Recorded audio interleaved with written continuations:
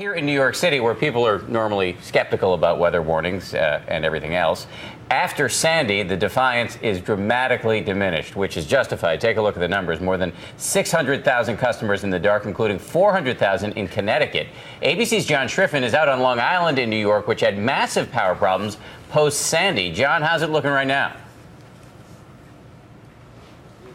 Well, Dan, right now we're seeing about 10,000 power outages. That's because the power company says this time around they were ready for the worst. When the storm started, we had those painful ice pellets being whipped around in the strong winds. Now it progressed to this soft, fluffy snow. But as you can see, we have almost 2 feet of this stuff here on Long Island, and it is not easy to clear this snow out of the way. It is pretty tough here. Now, because there is so much snow covering trees, covering power lines, hundreds of power crews from all around the country, as far away as Michigan, even Canada, were called in to deal with this weather that's wreaking havoc.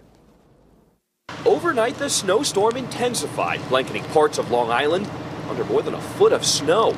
Okay, go. Push it. Go. Cars stranded on the Long Island Expressway were stopped dead in their tracks when road conditions became too dangerous. As residents wake up this morning, some are finding their lights won't go on, and the local power company expects the number of power outages to pile up to more than 100,000 customers.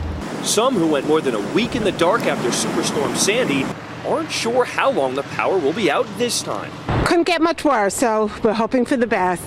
Over in the Rockaway section of New York City, it's a similar feeling of here we go again.